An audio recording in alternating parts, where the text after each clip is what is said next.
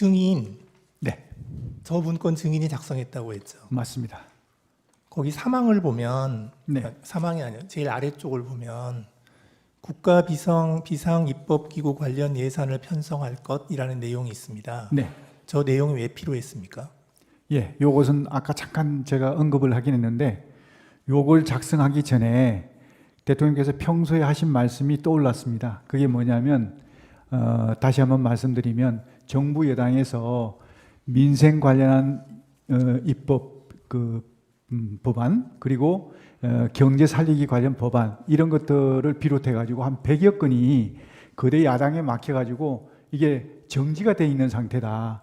이것만이라도 제대로 좀 작동이 되면 국민들의 삶이 훨씬 더 좀 나아질 텐데 이거라도 어떻게 좀 했으면 좋겠다는 생각을 많이 말씀하셨습니다. 그러면서 나중에 기회가 되면 이런 부분들을 좀 할 수 있는 방안을 강구해 봤으면 좋겠다. 이런 말씀을 제가 몇 번 들었습니다. 그래서 그게 떠올라서 이번 기회에 그러면 이런 어떤 기재부에다가 이런 이 긴급 재정 입법권을 해서 이 입법권을 수행할 수 있는 그런 이 조직을 만들어 갖고 그걸 이제 가지고 이런 어떤 해소하지 못한 그런 여러 가지 막혀 있는 부분을 좀 해소하자 그런 생각에서 이렇게 지금 예, 정리하고 알겠습니다. 그런데 그 가운데 거를 보면요. 저 문건의 가운데 거를 보면 국회 관련 각종 보조금, 지원금, 각종 임금 등 현재 운용 중인 자금 포함 완전 차단할 것 이리 돼 있거든요. 네.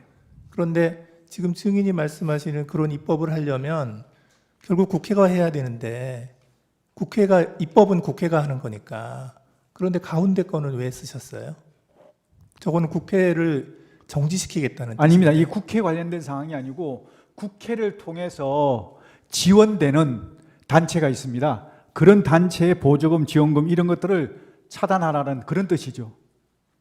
예. 네.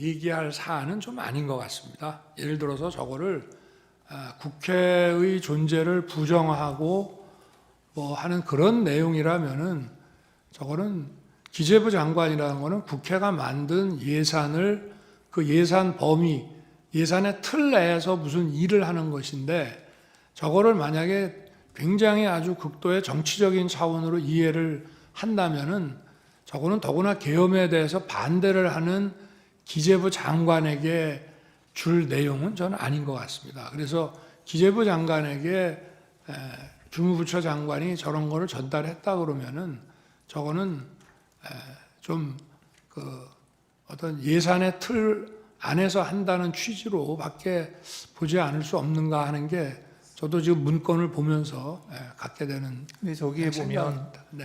임금이라고 되어 있어서 네.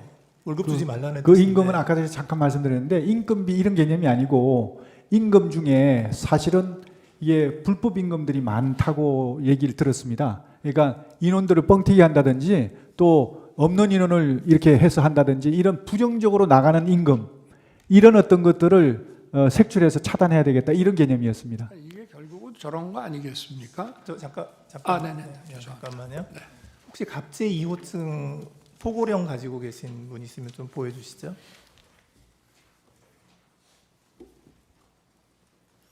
그 1항 좀 보여주시겠어요? 1항 쪽. 저 1항을 좀 확대 좀 해서. 예. 근데 제가 읽죠 뭐. 그 1항을 보면 예. 국회와 지방의회 정당의 활동, 일체의 정치 활동을 금한다 이렇게 돼 있거든요. 예. 그래서 저 기획재정부 장관에게 준 그 갑제 29호증의 24의 기재 내용하고 이 포고령의 그 제1항을 이렇게 종합해서 보면 결국은 가장 주된 목표가 그 입법기구인 국회의 기능을 정지시키겠다 하는 그런 의도가 있는 것으로 보이거든요.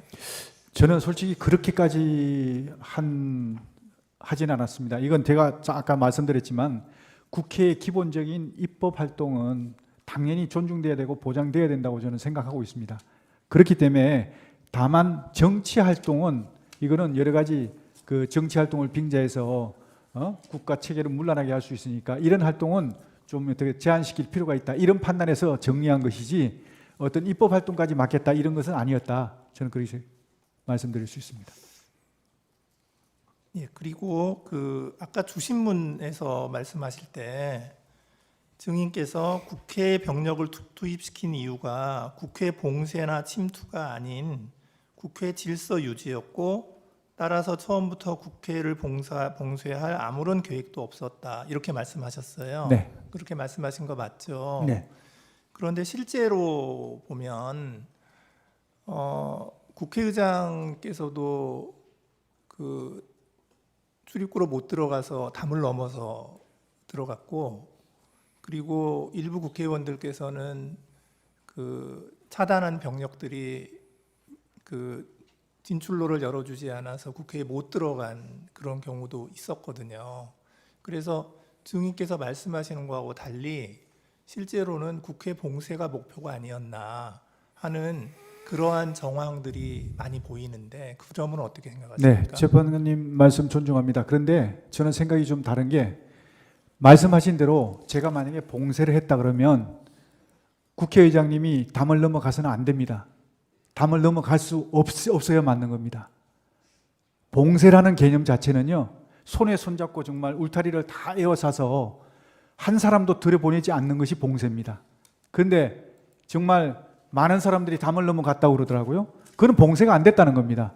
출입구 위주로. 출입구는 왜 막았을까요? 그러니까 출입구 위주로 이제 출입을 통제한 것이죠. 그러니까 출입 통제라는 의미가 출입을 통제한다는 의미가 출입을 완전히 전면 금지한다는 의미가 아니고 출입 통제라는 의미에는 근데 국회의원들을 막았잖아요. 국회의원들 통과를 중간에 다 시켰지 않습니까? 저는 그렇게 알고 있는데. 그게 막았다가 또 통과시켰다가 또 다시 막았죠. 그건 제가 잘 모르겠는데 저는 이제 거기서 통과를 시킨 걸로 좀 알고 있었거든요. 예, 알겠습니다. 선별적으로. 예, 이상입니다.